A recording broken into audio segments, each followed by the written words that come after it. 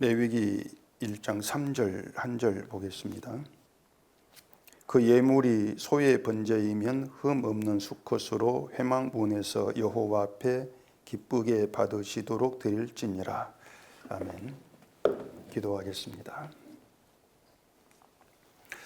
옛날 구약처럼 제사를 드리지 않는 저희들입니다. 그런 우리에게 이 말씀이 어떻게 다가와지는지, 또 하나님이 이 제사 규례를 통해서 우리에게 무엇을 남기시는지 그 내용을 깨달아 알게 하시고, 그 제사의 정신이 살아있는 그런 성도로 이 땅에 머물러 살게 해 주시옵소서. 예수님 이름으로 기도합니다. 아멘. 이 성경이 우리에게 얘기하고 있는 것은 보이지 않는 세계에 대한 것입니다. 근데 우리는 이 보이는 세계를 살아가죠.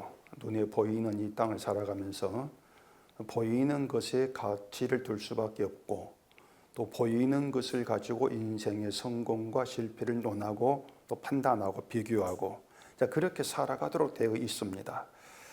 그렇기 때문에 보이지 않는 세계는 우리에게 사실 이해가 되지 않는 그런 내용일 수밖에 없습니다. 보이는 세계밖에 모르는데 그런 우리가 보이지 않는 세계에 대한 이야기를 이해한다, 그런 일은 있을 수가 없습니다. 쉽게 말해서 대화가 안 된다, 이렇게 보시면 되는 겁니다. 성경은 우리에게 애당초부터 대화가 안 되는 그런 내용을 가지고 우리에게 말씀을 한다, 이렇게 이제 보시면 되는 거예요. 그런데 대화가 될 수 없는 이 성경의 이야기가 우리에게 통한다, 뭔가 대화가 되는 것 같은 느낌이 든다, 그렇다면 그것은 우리의 실력이 아니고 우리의 믿음도 아니고 한마디로 말하면 성령의 역사, 신비한 현상이다, 이렇게 얘기할 수가 있는 겁니다. 이 성경에 보이지 않는 세계에 대해 이야기한다면 이건 레위기도 이제 예외가 아니겠죠. 레위기도 결국은 보이지 않는 세계에 대해서 이야기를 하고 있다는 것이고, 또 레위기 하면 생각할 수밖에 없는 제사, 이 제사라는 것도 우리에게 역시 보이지 않는 그 세계에 대해서 이야기하고 있다, 이렇게 이제 먼저 이해를 해야 되는 겁니다. 그렇기 때문에 이 제사를 통해서 보이지 않는 그 세계에 대한 이야기를 듣지를 못한다면 그 제사는 헛된 것이다, 이렇게 얘기할 수밖에 없는 거죠. 제사라고 하는 껍데기, 의식, 거기에만 치중을 했다, 이런 의미가 되어진단 말입니다. 가령 구약의 이제 이스라엘 백성이 하나님께서 말씀한 규례대로 실제로 제사를 드렸던 그런 사람들이 않습니까? 그런데 그 이스라엘 백성이 드렸던 그 제사라고 하는 그 행위, 그 의식이 의미가 있거나 가치가 있는 것이 아니고, 그 사람들은 그 제사를 통해서 보이지 않는 세계에 대한 하나님의 이야기를 들었어야 돼요. 이게 보이지 않는 그 세계를 깨닫고 믿었어야 한다는 것입니다. 만약에 그 제사라고 하는 의식, 그 행함이 가치가 있고 의미가 있는 것이라면은 그 제사가 지금도 계속 살아서 흘러왔어야 되죠. 의미 있는 것이기 때문에. 근데 그 제사라고 하는 의식이 끊어졌다. 그것도 하나님께서 끊어버렸죠. 성전 무너뜨리면서. 그 의미가 뭔가 하면은 그 제사 그 자체가 의미 있는 건 아니다, 그게 가치가 있는 거 아니다, 그 뜻이란 말입니다. 그러니까 하나님은 나는 제사를 통해서 너희에게 보이지 않는 세계에 대해서 이야기를 하고 있었어, 너희가 그걸 듣지를 못했다, 그 말입니다. 그것을 이제 그 성전을 무너뜨리면서 보이셨던 것이죠. 다시 말해 하나님은 이스라엘에게 제사 의식이나 행위를 주신 것이 아니고 보이지 않는 믿음의 세계를 나타내시고 알리셨다, 이렇게 생각을 해야 한다는 것입니다. 그렇기 때문에 보이지 않는 믿음의 세계, 이건 알지를 못하고 그냥 제사만 행하면 그건 행함이 돼요. 헛된 행함이, 이렇게 이제 규정이 되어진단 말입니다. 그렇기 때문에 그런 제사는 이스라엘 자손이 대대로 빠짐없이 드린다고 해도 하나님은 받지를 않으시고 외면하시죠. 호세아서 6장 6절에 보면은 나는 인애를 원하고 제사를 원하지 아니하며 번제보다 하나님을 아는 걸 원한다, 이렇게 말씀했잖아요. 이 말씀 문자대로 우리가 생각을 하게 되어지면은, 아니 하나님 그러려면은 애당초 어렵고 복잡한 그런 제사 규례를 왜 주십니까? 이런 의문과 불만이 살짝 있을 수가 있단 말입니다. 번제보다 하나님을 원하는 것이 하나님의 뜻이라면은 번제란 제사, 뭐 그것 하라고 하지 마시고 하나님이 누구신가를 그 백성을 모아놓고 가르치면 되지 않습니까? 이렇게 생각할 수 있단 말이에요. 그런데 하나님이 그 어떤 자신을 드러내시고 또 보이지 않는 그런 믿음의 세계 이런 것을 그 자기 백성들이 가르치실 때에 그 백성들을 한 자리에 모아놓고 뭐 과외하는 그런 식으로 강의하는 그런 방식이 아니란 말입니다. 하나님이 그렇게 모아놓고 뭐 누굴 세워가지고 가르쳐 봐야 그래봐야 듣고 돌아서면 끝이에요. 그 인간의 그 이제 그 말씀에 대한 습성이죠. 이건 우리가 매주 경험하는 것이니까 잘 아실 거예요. 들었다 해가지고 우리 마음속에 두면서 그걸 품고 살아가는 그런 우리가 되지를 못한단 말입니다. 그래서 사람이 하나님 말씀을 들었을 때에 그걸 기억을 하고 그 말씀을 마음에 둔 그 상태로 이제 보이는 세상을 살아가면서 보이지 않는 세상을 소망을 두고 믿었다. 이런 그 인간이 되어진다면은 제사라고 하는 그 사실 형식은 필요가 없죠. 말씀한 것처럼 가르치면 되는 것이니까. 근데 하나님은 제사라는 규례를 이스라엘에게 남겼다. 그 의미가 뭐냐면은 그들 삶에다가 제사를 남기신 거예요. 바꾸고 말하면 그들 삶 속에 하나님 말씀을 남겼단 말입니다. 삶 속에 말씀을 박아놓으셨다. 이렇게 보시면 돼요. 그 제사가 연중 행사가 아니라겠지 않습니까? 뭐 1년에 한두 번 드리고 마는 그런 제사가 아니었어요. 이 번제는 아침 저녁으로 2번 드리는 상번제가 있었는데 아침 저녁 제사한다. 이건 그냥 생활입니다. 생활. 마치 우리가 아침에 밥 먹는 것처럼 그들이 생활이 되는 것이에요. 제사라고 하는 것이 이스라엘 백성들한 생활로 들어와 버린단 말입니다. 그 말은 결국 백성들이 자기 생활 속에서 아침 저녁 생활 속에서 말씀을 드려야 되는 것이에요. 생활 속에서. 하나님은 생활 속에서 제사를 가지고 자기 백성과 대화를 하신다. 이렇게 봐야 될 그런 문제란 말입니다. 뭔가 하면 하나님은 음성으로 야 이렇게 해라 가르쳐 그렇게 말씀하신 것이 아니고 제사라고 하는 것으로 말씀을 해요. 제사를 생활 속에 박아놓아서 그 제사를 통해서 말씀하신다. 그렇게 이해를 하셔야 될 문제란 말입니다. 출애굽기 29장을 봐볼까요? 출애굽기 29장 42절입니다. 이는 너희가 대대로 여호와 앞 회막문에서 늘 드릴 번제라. 내가 거기서 너희와 만나고 내게 말하리라. 내가 거기서 이스라엘 자손을 만나리니 내 영광으로 말미암아 회막이 거룩하게 될지라. 이렇게 되어 있죠. 자, 회막문에서 늘 드릴 번제 이 말씀이 있고 내가 거기서 너희와 만나고 내게 말하리라. 이렇게 말씀하지 않습니까? 자, 하나님께서 너희와 만난다. 이렇게 말씀하시는데 그 만난다고 하는 것이 뭐 하나님이 직접 거기 나타나셔가지고 백성들을 대면하고 만나는 그런 뜻이 아닌 거예요.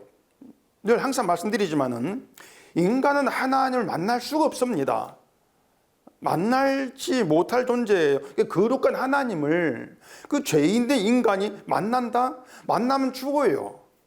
심판을 받아 죽는단 말입니다. 그런데 그 여기에서 하나님이 만난다 이렇게 말씀하고 있는 것은 하나님께서 이스라엘 백성과 만날 장치가 따로 있다는 것입니다. 만나도 백성이 죽지 않을 장치 이게 있다는 것인데 그 장치가 번제 제사라 그 말입니다. 제사라고 하는 장치를 통해서 이스라엘 백성과 만난다. 또 말씀한 그 뜻이에요. 그렇기 때문에 번제를 통해서 말씀하는 것이기 때문에 번제라고 하는 것이 우리가 제사 드렸습니다. 이렇게 나올 문제가 아니에요. 번제를 드리면서 하나님 말씀을 들었으면 이렇게 돼야 되죠. 그게 바른 거란 말입니다. 이렇게 이스라엘 백성은 아침 저녁으로 번제를 드리면서 그 생활 속 자기 삶이 되어가지고 하나님 만나고 말씀을 듣는다. 이렇게 이제 되어 있는 것이죠. 근데 이렇게 이제 하나님을 만나고 말씀을 듣는 것은 없고 제사만 드린다. 제사만 드리고 우리 드렸습니다. 이렇게 나온다. 그렇게 되면 결국은 제사라고 하는 껍데기, 빈 껍데기만 남게 된다는 것입니다. 그것은 제사 규례를 세우신 하나님 본래 뜻, 의도가 아니기 때문에 그런 제사 의미가 없다. 하나님은 그런 제사를 원하지를 아니한다. 이렇게 말씀한 거예요. 그게 호세아 내용이란 말입니다. 제사를 원하지 아니했다. 그런 점에서 보면은 하나님께 제사 규례를 받았고 또 실제 제사 드렸던 구약 이스라엘이나 지금처럼 우리가 제사 의식을 드리지 않는 우리나 다르지가 않습니다. 사실은요. 다르지가 않아요. 실제로 뭐 제사 규례를 받았고 제사를 이제 실천을 했고 또 하나님께서 행하신 기적을 많이 경험했기도 했던 이스라엘이 그런 경험이 있다 할지라도 그렇게 제사를 드렸다 할지라도 그것이 믿음에 있어서 더 유리한 것이 아니란 것입니다.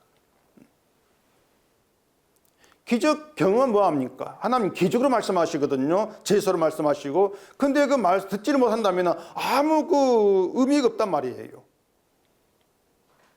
결국에 이 성경의 모든 것은 보이지 않는 말씀의 세계를 나타내고 있는 것이기 때문에 어떤 경험을 하고 또 어떤 실천과 행함을 하고 있다 할지라도 보이지 않는 그 세계를 깨닫지를 못하면 행함만 남는다. 행함만 남게 되는 것이고 그것은 하나님 받지 않으신다. 그런 점에서 아무 의미 없는 것이야. 이렇게 결론이 되어진단 말입니다. 반면에 지금 우리가 이 구약 때와 같은 경험과 실천이 없어도 이 성경을 보면서 보이지 아니하는 그 제사에 담긴 보이지 아니한 세계를 깨닫게 되어지고 그걸 우리가 믿게 되어진다면은 그것이 하는 참된 백성으로 드러나는 것이죠. 그래서 이 제사라는 규례, 레위기 통째고 성경 전부죠. 이런 내용들을 통해서 하나님께서 드러내시는 그 보이지 않는 믿음의 세계가 뭡니까? 이걸 아는 게 중요한데 오늘은 번제 제물에 대해서 좀 그 이야기를 좀 말씀을 드리려고 하는 것입니다. 이 사실 그 3절 번제의 제물은 좀 제가 그냥 넘어가려고 했어요. 너무 복잡하기 때문에 이것까지 뭐 알아야 될 필요가 있겠는가 생각했는데 또 지나고 보니까 좀 말씀을 드려야 되겠고 또 이걸 좀 알아야 될 필요가 있겠더라고요. 그래서 이제 말씀을 드리려고 하는 것입니다. 본문 3절 봐보십시다. 그 예물이 소의 번제이면 흠 없는 수컷으로 회막문에서 여호와 앞에 기쁘게 받으시도록 드릴지니라. 한 절 간단한 내용인데 이 간단한 내용 속에 또 이 성경의 무궁무진한 그 뜻이 또 들어 있습니다. 이 소의 번제는 소를 제물로 하는 번제라고 말씀을 드렸는데 그 제물을 흠 없는 수컷으로 드리라 이렇게 말씀하지 않습니까? 흠 없는 수컷. 또 뒤에 10절 봐보십시다. 만일 그 예물이 가축대의 양이나 염소의 번제이면 흠 없는 수컷으로 드릴지니 이렇게 말하죠. 이것도 양이나 염소의 번제에서도 역시 흠 없는 수컷 이렇게 드리라 이렇게 이제 얘기가 되어 있습니다. 그리고 새를 제물로 하는 번제에서는 산비둘기나 집비둘기 새끼를 제물로 드리는 여기에는 흠 없는 수컷이란 말이 없어요. 이것은 사실 비둘기 새끼가 이게 암컷인지 수컷인지 구별이 불가능합니다. 거의 새끼인데 어미는 이제 외형적으로 또 행동으로 전문가는 알 수가 있어요. 근데 새끼는 전문가도 이거 구별이 불가능합니다. 그래서 이제 흠은 수컷이란 말이 생략된 것이 아닌가 이렇게 짐작해 볼 뿐이란 말입니다. 뭐 지금 유전자 검사할 수 있는 것도 아니고 뭐 이건 안 되는 건데 뭐 수컷 이렇게 말해버리면은 난감해지지 않겠습니까? 그렇게 뭐 이해하고 넘어가시면 될 것 같아요. 자, 그러면 여기에서 이제 흠 없는 이 말이 무슨 뜻인지를 이제 좀 생각해 보십시다. 먼저 흠이 없어야 한다는 것은 온전한 것, 완전한 것을 얘기를 합니다. 이것은 이제 몸에 그 제물의 몸에 아무 문제가 없는 것, 그걸 얘기하고 있거든요. 그 내용이 레위기 22장에 있습니다. 레위기 22장을 보십시오. 레위기 22장 21절입니다. 만일 누구든지 서원한 것을 갚으려 하든지 자의로 예물을 드리려 하여 소나 양으로 화목제물을 여호와께 드리는 자는 기쁘게 받으심이 되도록 아무 흠이 없는 온전한 것으로 할지니 너희는 눈먼 것이나 상한 것이나 지체에 배임을 당한 것이나 종기 있는 것이나 습진 있는 것이나 비루 먹은 것을 여호와께 드리지 말며 이런 것들은 제단 위에 화제물로 여호와께 드리지 말라, 이렇게 말씀을 하고 있습니다. 자, 이렇게 그 흠 없는 수컷으로 드려야 하나님이 기쁘게 받으신다는 거죠. 자, 그럼 이것이 무슨 의미가 되겠느냐고 하는 것입니다. 자, 하나님이 제사라는 규례에다가 이제 하나님의 그 뜻을 담아서 나타내신다, 이렇게 이제 말씀을 드렸는데, 흠 없는 제물을 통해서 나타내시는 그 뜻이 일단은 하나님께 뭐 온전한 것을 열심히 바치라 이런 뜻이겠는가? 그건 아니라고 하는 거죠. 지금의 그 교회가 참된 믿음의 한 부분으로 얘기하는 것이 헌금이지 않습니까? 한 부분이 헌금인데, 헌금 바치는 것을 아주 많이 강조를 하고 있습니다. 특히 온전한 11조, 이런 말을 많이 합니다. 그냥 11조가 아니고 온전한 11조. 그건 이제 뭐 11조를 떼먹지 말고 온전히 바치라, 이러한 의미가 되는 것인데, 어떤 목사는 이걸 또 흠 없는 11조 이렇게 말합니다. 흠 없는 11조. 성경에 나온 용어를 갖다 붙이는 거예요, 그냥. 용어를 이게 무슨 이해도 못하고. 답답한 것은 교인들이 이제 그런 말을 아무 의심 없이 그냥 받아들인다는 얘기죠. 그래서 흠 없는 온전한 11조가 복이 된다, 이걸 그대로 이제 받아들이면서 11조를 철저하게 계산을 또 하기도 한단 말입니다.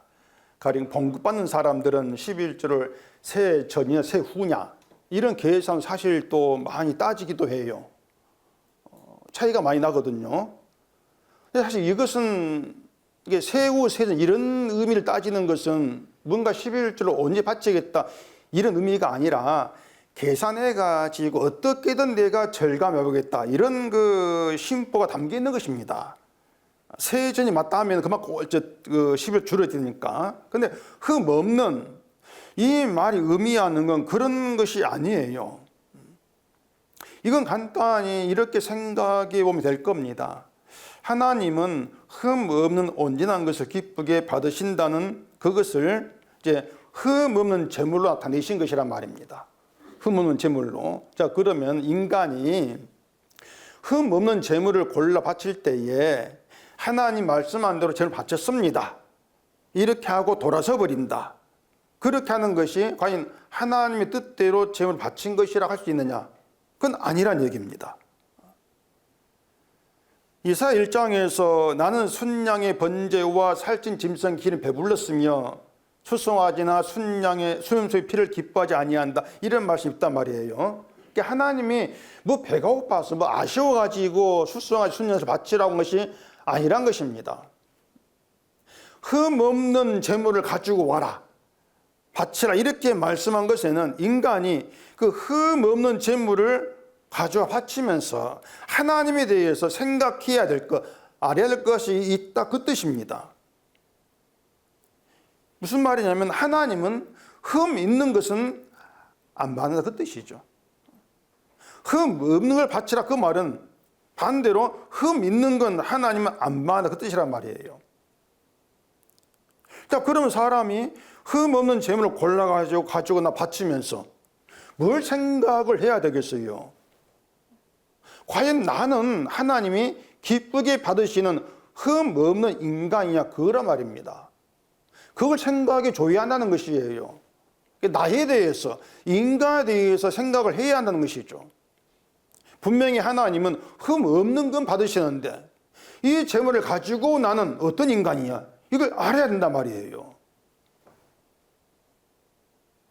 만약 하나님 인간을 흠 없는 존재로 보신다면 굳이 흠 없는 재물을 바치라고 말하지를 않습니다.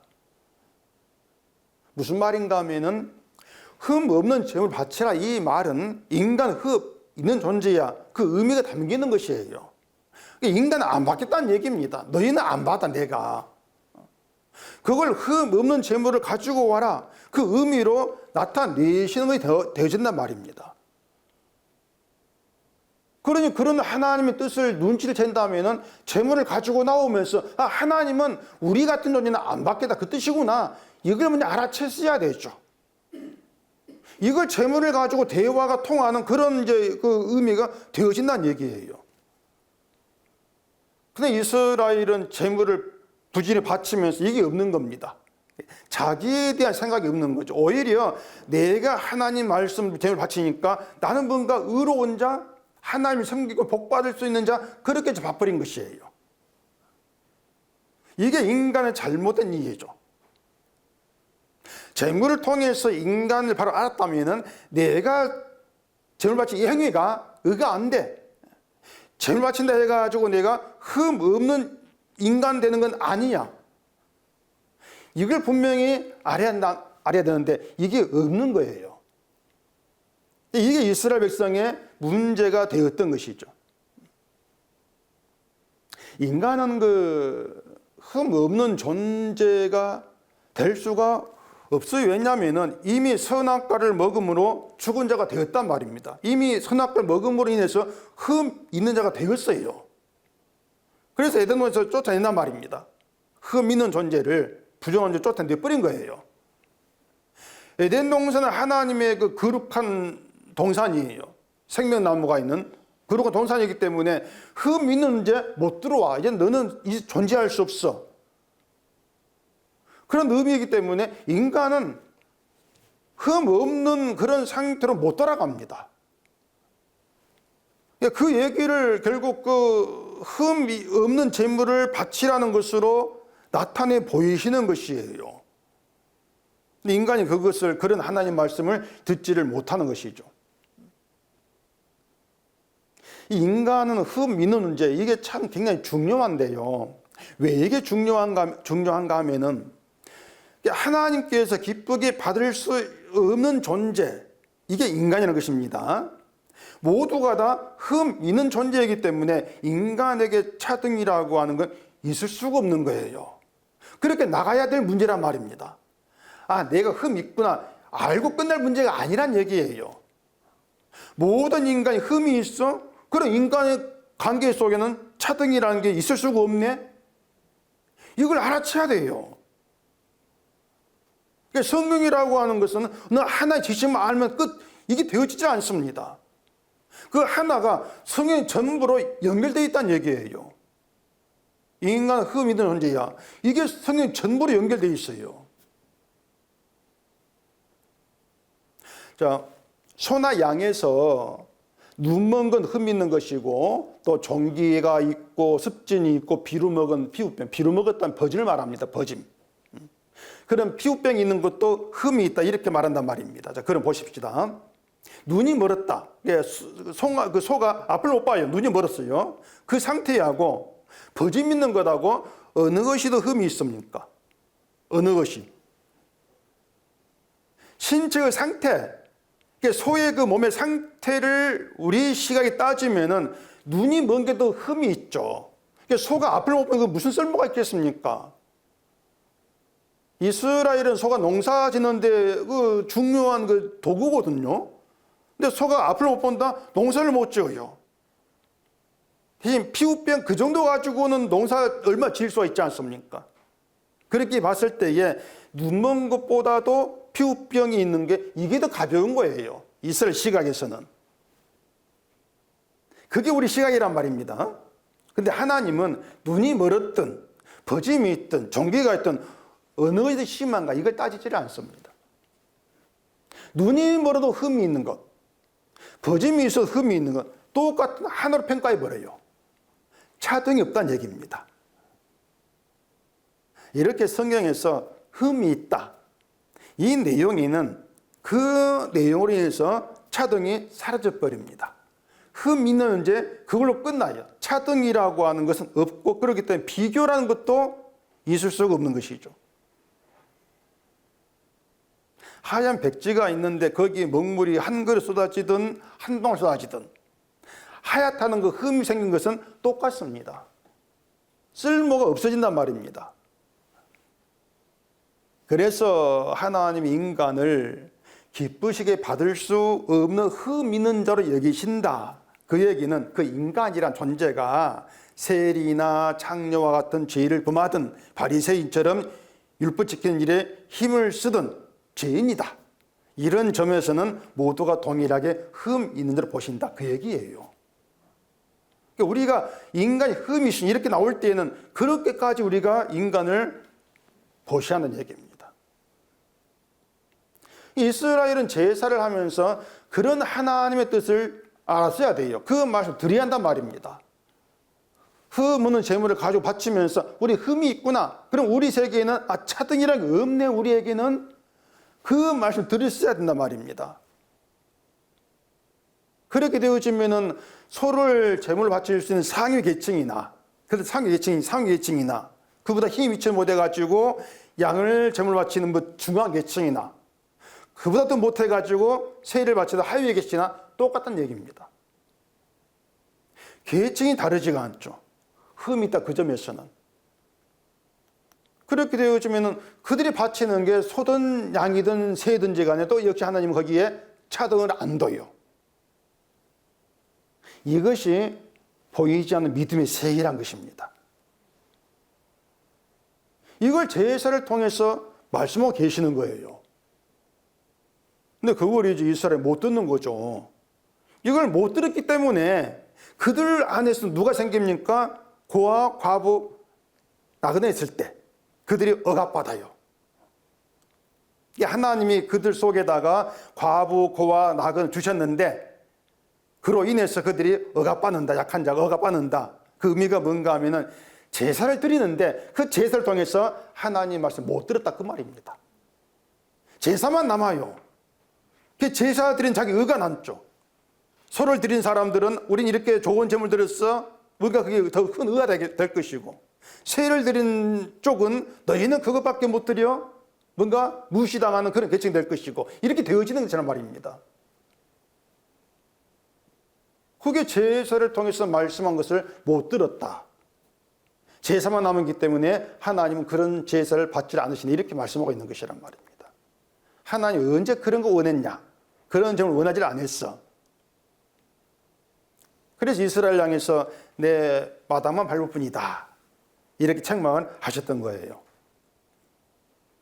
교회에서도요, 인간에 대한 그런 평가, 믿음의 차등이 드러나지 않습니까? 그런 모든 것들이 뭔가 하면은 성경을 보는데 성경에 하나님 말씀 못 들은 것입니다. 대화가 안 됐다는 얘기예요. 교회에서 열심히 봉사하는 사람과 교회만 다니는 사람에 대한 차등이 있지 않습니까? 교회에 분명히 차등이 있어요. 믿음의 차등. 그게 성경을 듣지를 못한 거죠. 말씀을 듣지를 못한 거죠. 누군가 잘못했을 때에 그런 잘못하지 않은 나는 더 옳다 바르다, 이러한 생각의 차등들, 비교하는 것들. 바리새인이 기도하면서 나는 토색하는 자들과 불의한 자들과 가늠한 자들 같지 아니하고 세일이와 같지 않은 감사합니다. 이렇게 기도를 했단 말입니다. 죄를 짓는다고 보이는 사람과 내 사이에 차등을 둔 거예요. 나는 의를 행했으니까 난 바르다. 차등이죠. 근데 예수님은 자기를 죄인으로 고백하는 세일이가 의롭다. 이렇게 말씀을 하신단 말입니다. 이게 바리새인이 자랑했던 그 행함, 이게 뭔가 하면 그냥 제사만 드리고 돌아서는 껍데기가 똑같은 거예요. 아무 가치가 없는 거란 말입니다. 바리새인이 뭐 행했다고 해봐야 뭐 성경에 율법이 있는 대로 행했지 않겠습니까? 율법대로 하는데 거기에 담긴 말씀을 못 들은 거, 안 들은 것이죠. 그러니 자기 의만 남는 거, 의가 껍데기란 말이에요. 이런 그 내용들을 우리가 알아야 한단 말입니다. 요한복음 8장에 서기관과 바리새인들이 가늠한 여인을 예수님께 데려온 그 얘기 있지 않습니까? 서기관 바리새인들은 모세 율법에 이런 여인 돌로 치라겠는데 어떻게 되겠습니까? 이렇게 묻는단 말이에요. 그 여인을 끌고 온 그 사람들이 알지 못한 것은 자기들도 하나님 앞에서 흠 있는 자다. 이걸 알지를 못한 겁니다. 이게 자기에 대한 눈이 열리지 않는 거예요. 이게 맹인이란 말. 그것이 이제 소경으로 치부되는 거예요. 자기들이 잡아온 여인처럼 비록 간음이라 행위는 없다 할지라도 마음으로 또 간음하지 않는 게 아니란 말입니다. 설령 만만에 하나 마음으로 가늠함까지 없다 할지라도 미움이 있고 분노가 있고 욕망이 있고 그 죄의 흔적들이 뭔가 다 있는 거예요. 서로 치면은 뭐 종기가 있고 습진이 있고 버짐이 있고. 근데 나는 종기만 있고 가벼운 것이고 세리 장에 눈이 멀었어 이거 무거운 것이야 이렇게 구분한단 말이에요. 이게 이제 제사를 들어오면서 비록 성전이 있고 제 드린다 할지라도 껍데기만 있는 것이다. 그 얘기가 되어지는 거예요. 그러니 흠 없는 재물 이게 의미하는 바가 굉장히 깊습니다. 정말 깊어요. 인간을 바라보게 하는 그런 내용이라는 점에서 지금 말씀드린 이러한 것들이 그 흠 없는 재물에 담긴 하나님 보이지 않는 세계입니다.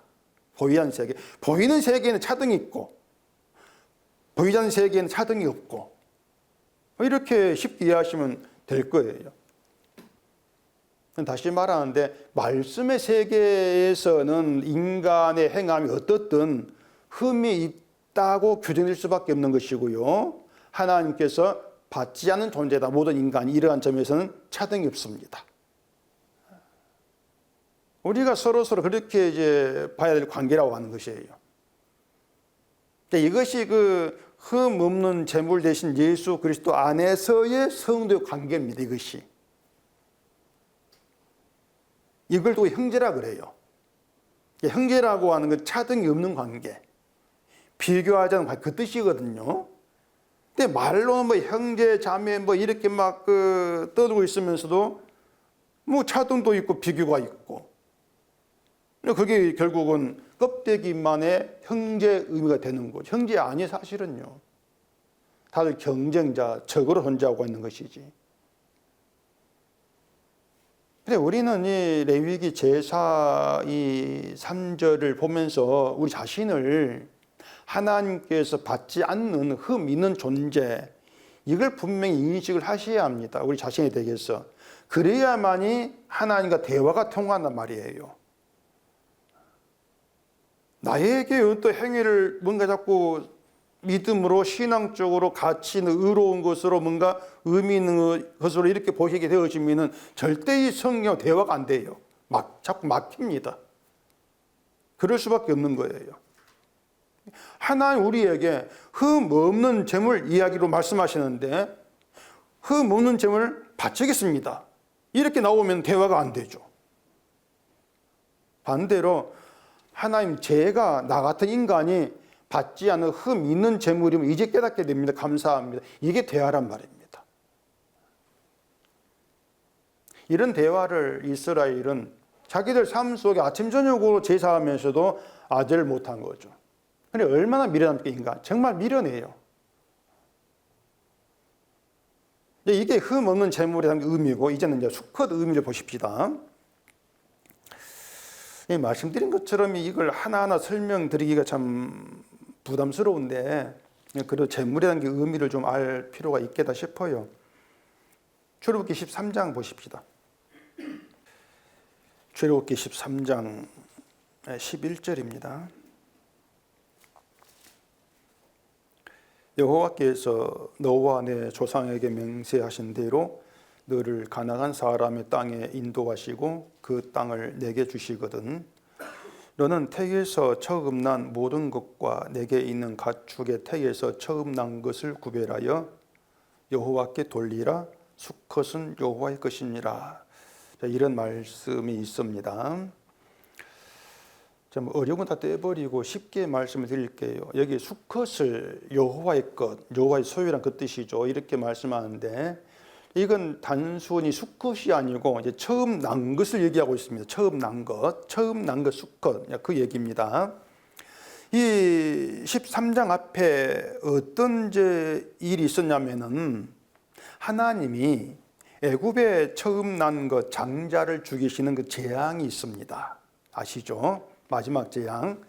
이 장자 재앙에서는 이스라엘도 예외가 아니에요. 똑같이 이스라엘도 장자를 죽인다는 그 재앙에 다 들어가 있습니다. 그런데 그 장자 재앙에서 누가 살았는가 하면은 이스라엘 백성이 산 게 아니고 누가 살았습니까? 어린 양의 피를 문설주에 바른 사람들이 살았어요. 이스라엘이 아닙니다. 제 말은 이스라엘이란 민족, 혈통의 민족, 그들이 산 게 아니고 어린 양의 피를 문설주에 바른 사람이 샀다. 그 말입니다. 그들이 이스라엘이란 말이에요. 그런데 그 문설주에 바른 어린 양이 수컷입니다. 수컷 어린 양을 문설주에 바른 거예요. 수컷의 피를 발라서 장자가 살았다, 그 얘기죠. 자, 그리고 또 하나가 있는데, 아브라함이 하나님 명령으로 이삭을 제물로 바치려고 했을 때에 천사가 나타나가지고 이삭에게 손대지 말라 말리지 않습니까? 그때 아브라함이 이제 주위를 둘러봐가지고 보인 게 순양이었습니다. 순양을 대신 바쳐가지고 이삭이 살았어요. 뭐 아는 내용이지만 성경 보십시다. 창세기 22장입니다. 창세기 22장 12절입니다. 사자가 이르시되 그 아이에게 내 손을 대지 말라, 그에게 아무 일도 하지 말라. 네가 내 아들 내 독자까지도 내게 아끼지 아니하였으니 내가 이제야 내가 하나님을 경외해야 하는 줄을 아노라. 아브라함이 눈을 들어 살펴본즉 한 순양이 뒤에 있는데 뿔이 수풀에 걸려 있는지라. 아브라함이 가서 그 순양을 가져다가 아들을 대신하여 번제로 드렸더라. 아브라함이 그 땅 이름을 여호와 이레라 하였으므로 오늘날까지 사람들이 이르기를 여호와의 산에서 준비되리라 하더라.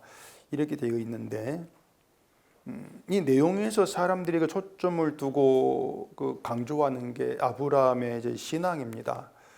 독자 이삭을 아끼지 않고 하나님의 말씀을 순종해서 이제 바치는 신앙, 이걸 강조하면서 그런 신앙 우리가 본받아야 된다, 이렇게들 이제 말하지 않습니까? 그런데 아브라함의 신앙을 나타내서 그 신앙을 본받게 하는 게 하나님의 뜻이었다면은 차라리 아브라함 이삭을 죽이도록 놔두던 것이 오히려 훨씬 낫지 않겠는가, 이런 생각을 해볼 수가 있어요. 그럼 진짜 이삭을 죽였다, 이런 신앙으로 친송받지 않겠습니까? 아니 그러면은 그 이삭이 너무 억울하지 않는가, 이런 생각도 해볼 수 있는데, 아니 그렇게 보면 억울하게 죽은 사람 한둘입니까? 한둘이 아니에요. 그냥 죽을 자 죽었어, 이렇게 말하면 끝난단 말입니다.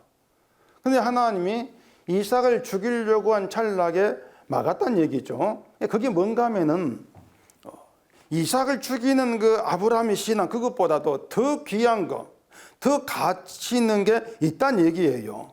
그러니까 하나님이 네가 하나님을 경외한 네가 알았어, 이렇게 말씀하는데 이게 최고의 뜻이 아닙니다. 아브라함의 그 경외한 신앙, 이게 최고야, 그게 아니란 말입니다. 그보다 더 귀한 더 높은 신앙이 있는데, 그것을 이삭을 죽이지 않고 순양을 대신 죽고 이삭을 살리는, 그걸로 나타내신다는 얘기예요.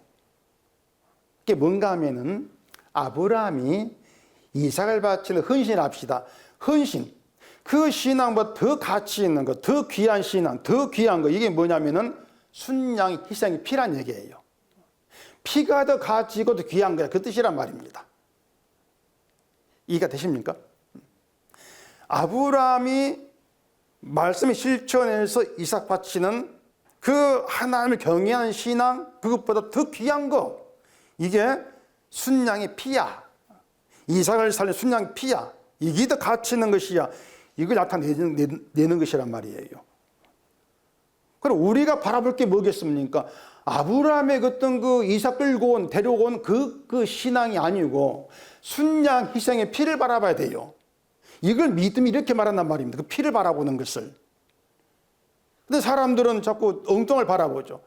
아브라함 바라보죠. 이걸 믿음이라고 하죠. 이게 잘못된 것이란 얘기예요. 이게 제사 드리면서 제사 행위만 남고 있는 껍데기, 그런 뜻이란 말입니다. 그러니까 하나님이 이런 말씀을 자꾸 남기신 이유가 뭐냐면, 인간 습성이 자꾸 보이는 걸 의지하기 때문에 그래요. 보이는 것을. 그 보이지 않는 세계의 믿음, 어린 양의 피를 믿는 믿음, 이걸 바라보는 것이 아니고 자꾸 인간이 행하는 걸 바라본다. 거기에 의미를 두고 거기에 가치를 둔다. 이게 인간의 잘못됨이라는 것을 그런 식으로 드러내고 계신단 말입니다. 다시 말할게요.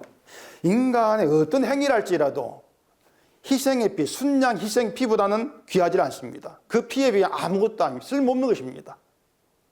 이게 성경 이야기입니다. 그러니까 늘 말씀드린 것처럼 예수님의 십자가 죽으신 그 행함 앞에 인간의 어떤 행위도 쓸모 쓰레기예요. 쓰레기. 그게 저 이삭의 아브라함 이삭 바친 내용과 의미가 되어지는 얘기예요. 그건 대화가 되지 않습니까? 이렇게 대화가 돼요. 이게 성경이라는 얘기입니다. 애굽의 장자 재앙에서 이스라엘이 살아난 거, 이것도 이제 예외가 아니에요. 애굽에게만 해당된 장자 재앙이었다면은 어린 양의 피를 바르면서 산다, 이런 말씀 필요 없습니다. 그냥 이스라엘 나오면 되는 것이니까.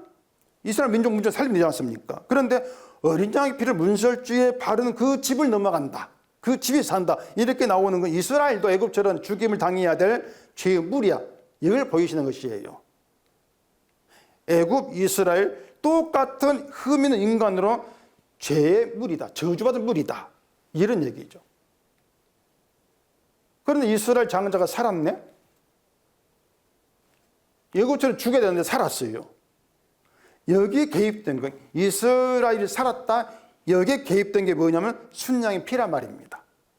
순양의 피가 개입되었다. 그래서 처음 난 것, 장자입니다. 처음 난 것을 여호와께 돌리라고 하고, 수컷은 여호와의 것이다, 이렇게 말씀하시는 것이었는데, 여호와께 돌리라 이 말이나 여호와의 것, 그 뜻이 뭔가 하면 거룩하다, 뜻이 거룩하다. 부정하고 더러운 것을 여호와의 것이 이렇게 말씀하지 않아요. 여호와의 것, 이 말의 의미가 뭔가 하면 이미 거룩해졌어, 이 뜻이란 말입니다. 더러운 것이었는데 거룩해졌어, 그 의미가 되는 거예요.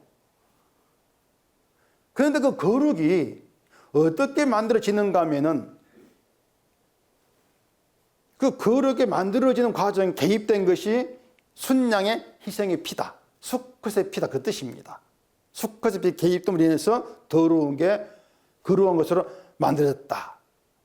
거룩은 희생의 피로 만들어지는 거예요. 그게 성도지 않습니까? 이걸 바꾸고 말하면 인간은 스스로 거룩을 만들어내지를 못해, 그 뜻입니다.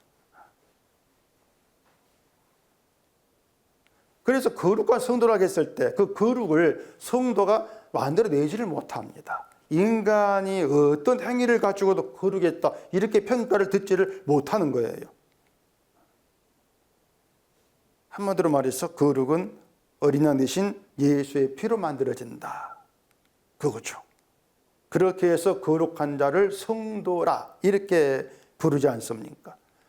그러니까 하나님이 그 택한 자를 성도로, 거룩한 성도로 만들기 위해서 더러움에 있는 자를 예수의 피로 씻어서 예수 안에서 죄 없는 거룩한 자가 되게 하신다는 얘기예요. 이걸 두고 여호와의 것 이렇게 말한단 말입니다. 거룩했다, 이 말을.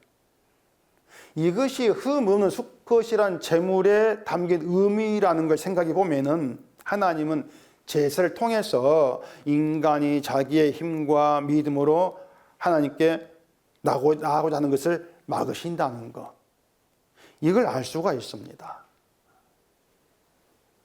그런데 이스라엘이 이러한 뜻을 생각하지 않고 제사 드리는 것을 자기들의 믿음, 의로움으로 간주를 했던 것이죠. 그리고 그런 자기 행위로 하나님께 나아가서 복받겠다, 제사를 복으로 연결해가지고 열심히 드렸던 것이에요. 하나님 그것을 악으로 규정하죠, 악으로. 그래서 예루살렘 무너뜨리고 성전 무너뜨리고, 그리고 제사라는 것도 못하게 만들어버리고, 껍데기니까.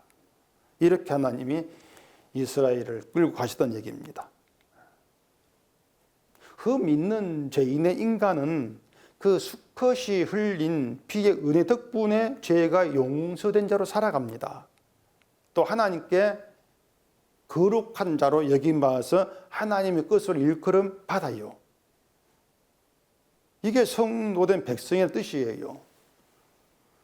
그래서 인간은 애당초 구원 여기에 해당되지 않는 존재인데 그 수컷 제물이 흠 없는 제물이 우리 죄를 대신해서 피 흘려 죽은 그 덕분에 구원에 있는 복을 누린다는 얘기입니다.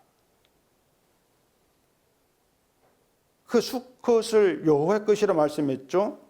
그러니까 제물이 된 수컷으로 드러난 희생, 수컷의 희생, 그 수컷으로 인한 은혜, 용서, 이 모든 게 다 여호와의 것이에요.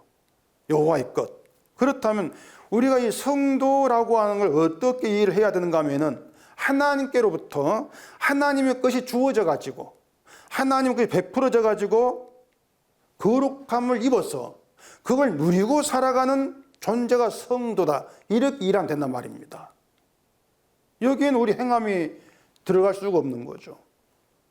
우리가 예수 안에 있다고 하는 것이 하나님께서 일방적으로 베푸신 하나님의 모든 걸 누리고 살아가고 있는 상태, 이런 뜻이 된단 말이에요. 그래서 성도는 감사가 나에게 베풀어진 여호와의 것을 믿고 그걸로 감사하고 살아가는 게 성도입니다. 여기는 세상 것은 없어요. 세상께 주어져 가지고 내가 잘 돼 가지고 감사합니다. 이건 이방인의 감사고 이건 성도의 감사가 아니란 얘기입니다. 그 눈에 보이는 것들 말고 이 땅에 없는 것, 여호와의 것, 그 여호와의 것이 나에게 베풀어져 가지고 내가 거룩함을 입게 된 그 내 마음을 깨닫는 가운데에서 이게 감사가 되는 것, 이게 성도예요. 이러한 성도됨을 참 지금의 교회에서 찾아볼 수가 없죠. 그 이유는 여호와의 것보다도 내가 내 힘으로 이룰 것이 더 크게 보이기 때문에 그렇습니다. 용서의 은혜, 피의 희생 이것보다도 100명, 1000명 늘어가는 교회가 더 크게 보이는 것이고 재정이 많아지는 게 더 크게 보이는 것이고 내가 돈 많이 벌고 자식이 잘 되고 집이 더 커지고 이런 것도 크게 보이는 것이고 그런 상태에서는 십자가 용서나 예수 이상 그 여호와의 것 하나님께로 주어지는 것과 대화가 안 돼요. 십자가다 안다고 하면서 그 십자가가 나의 가장 귀한 것으로 머물지를 않는단 말입니다. 제가 가끔 목사들과 이야기하면서 좀 난감한 것이 뭔가 하면은 간혹 어쩌다가 이게 십자가 얘기가 나오면은 좀 뻘쭘해요. 목사들이 괜히 뻘쭘해 합니다. 그러니까 그 십자가로 대화를 이어가려고 하지 않은 거예요. 왜 그런가 싶으면 이게 다 안다고 하기 때문에 그런 게 아닌가? 아마 그런 느낌을 많이 받아요. 근데 우리는 십자가를 아는 존재들이 아닙니다. 안다고 하는 건 우리가 그냥 기본적으로 기존에 알고 있는 그 지식이 차원일 뿐이지 실제 십자가의 내용, 그 내용을 몰라요. 하나님은 대화를 못 하는데 어떻게 십자가 안다고 할 수 있겠습니까? 대화가 안 되는데. 근데 교회에서 십자가 얘기를 하면은 고리타분하고도 안 들으려고 하죠. 재미없다고. 그러면서 용서, 은혜를 말하면서 용서 받아서 갚아야 돼. 이런 얘기나 하고 있단 말이에요. 그런 말에 인간의 욕망이 감추어져 있다는 것들을 눈치를 못 채는 것이죠. 십자가 용서만 가지고 안 된다. 그건 부족하다. 뭔가 해야 된다. 이건 사탄의 사고방식입니다. 그러니까 그런 교회는 그냥 종교인 집단 이렇게 말할 수밖에 없어요. 사실 그런 것이니까. 십자가 복음에는 인간의 것이 아니고 여호와의 것이 담겨 있습니다. 여호와의 것만, 수컷으로 드러난 여호와의 것. 이게 담겨 있는 게 십자가 복음이에요. 복음이 증거하는 것은 하나님께로부터 베풀어진 하나님의 것, 그게 전부일 뿐이고 인간의 것에 대한 말은 없습니다. 우리가 해야 될 일이나 하나님께 가지고 와가지고 바쳐야 될 것, 이런 이야기가 복음에는 정말 없습니다. 진짜로 없습니다. 그런 얘기를 들어간다면 바울이 말한 것처럼 다른 복음이죠. 저주받을 자의 복음이죠. 우리가 하나님께 가지고 나와야 될 것은 딱 하나입니다. 죄인이란 것입니다. 그거 가지고 나오면 되는 거예요. 그냥 인간됨이에요. 그냥 인간에 그대로 나오시면 되는 거예요. 뭐 꾸미려 할 필요 없습니다. 내가 뭘 했습니다. 바리새인처럼 이런 거 다 벗어버리고 그냥 내 속에 있는 죄의 상태 그대로만 가지고 나오면 되는 거예요. 그렇게 모두가 흠 있는 인간으로 나와진 관계, 형제라겠죠. 형제 관계에는 믿음의 경쟁, 믿음 비교 정말 없습니다. 이게 나와질 수가 없는 거예요. 똑같은 인간이기 때문에. 뭐 믿음이 있다 없다 이런 것들이 소용없는 헛된 말이 되는 거예요. 그냥 흠 있는 인간으로 나와가지고 하나님께서 택한 자기 백성들에게 값없이 베푸신 하나님의 것으로 감사하는 그 관계로 함께 쭉 가는 게 교회입니다. 성령이 그렇게 하나 되기 위해서 끌고 가는 것이죠. 성령이 하나 되게 하시는 것도 흠 있는 인간으로 드러내시나 그 뜻이 되는 거예요. 그렇게 예수님 피가 있는 십자가 복음이 인간의 모든 걸 무가치한 것으로 믿음의 세계에서는 아무 효력이 없는 것으로 만들어 버립니다. 그래서 예수 안에서는 믿음이 좋아야지 이런 조건이 필요치가 않죠. 우리가 뭐 처음부터 하나님 믿은 것도 아니고 예수를 믿은 것도 아닙니다. 지금도 역시 우리가 하나님 믿는다 이렇게 얘기할 수 없습니다. 우리는 오로지 믿음이 없는 부정하고 더러운 존재로 죽임을 당할 자 그게 전부예요. 거기에 그 상태에서 나오려고 하면 안 되는 거예요. 이스라엘이 그 장자 재앙을 순양의 피 덕분에 통과를 했고 그렇게 통과해서 애굽에를 나왔고 약속의 땅에 들어갔을 때 거기 유지될 것이 뭔가 하면은 하나님의 것으로 살았습니다. 이 상태가 유지되라 그 뜻입니다. 그게 진짜 이스라엘 내 백성이다. 이게 하나님 말씀이었습니다. 그걸 잊지 말라고 그들 삶 속에다가 아예 제사 박아놔버린 거예요. 근데 그걸 말씀을 못 들은 거죠, 이스라엘이. 그렇기 때문에 그런 말씀을 듣지만 제사는 헛된 것이다. 그렇게 얘기할 수밖에 없는 거예요. 근데 이스라엘이 그런 제사를 자기들의 어떤 섬김, 믿음으로 여기기 때문에 우리가 열심히 드리는데 제사하는데 왜 우리 이렇게 못 삽니까? 이방 나라 바라보면서 이제 그런 불평이 나왔던 거란 말입니다. 그게 뭔가 하면은 그 제사가 있는 이스라엘과 없는 이방인 차이를 이스라엘이 몰랐던 것입니다. 이건 우리 다르지가 않습니다. 하나님이 내버려 두지 않은 자와 내버려 둔 자 있다고 했지 않습니까? 이 다른 점을 생각하지 않는 거예요. 생각하지 않고 그냥 세상에서 무엇을 얼마나 누리고 살아가는가 이걸로 인생을 평가해 버린단 말이에요. 시편 73편을 봐보십시다. 시편 73편 1절입니다. 하나님이 참으로 이스라엘 중 마음이 정결한 자에게 선을 행하시나 나는 거의 넘어질 뻔하였고 나의 걸음 미끄러질 뻔하였으니 이는 내가 악인 형통을 보고 오만한 자를 질투하였음이로다. 하나님 마음이 정결한 자에게 선을 행하시고 계시는데 그런 마음이 정결하다고 하는 것은 하나님께서 행하신 선을 안다 그 뜻이거든요. 그래서 선을 행하시는데 그런데 악인 형통을 보면서 질투한다 그 말입니다. 내게 행하는 선을 보지를 못하는 것이죠. 사람 우리가 실패하는 그거예요. 내게 베풀어진 하나님의 것, 우리 그걸 보지를 못하기 때문에 자꾸 이 세상에 하나님 내버려 둔 자들, 그들의 인생을 보면서 자꾸 내 인생이 뭐 초라해, 그런 생각을 하게 되어진단 말입니다. 성경이 가치 없다고 이미 말씀한 것을, 하나님 가치 없다 말씀하신 것을 가치 있는 거 보면서 이걸로 스스로 상처 입는 거예요. 이게 우리가 성도록 하면서도 실패하는 그런 모습이 되는 것입니다. 자의를 한다고 할까요? 내가 나에게 상처를 입히는 것이죠. 내버려 둔 자 인생을 자꾸 뭔가 의미 있게 받아들이면서 나는 왜 저보다 못할까? 우리는 이런 나에 대해서 반발을 해야 됩니다. 그런 나의 그 모습에 대해서. 근데 자기에 대한 반발은 없고 늘 좀 더 나은 인생 꿈꾸면서 하나님 찾는 거. 이게 이제 보유이전 세계의 말씀 듣지를 못하고 실패하는 이게 이제 그런 모습이 되는 거죠. 우리에게 하나님 말씀은 하나님의 것, 하나님의 피로, 희생으로 죽음에 있는 너를 살렸다.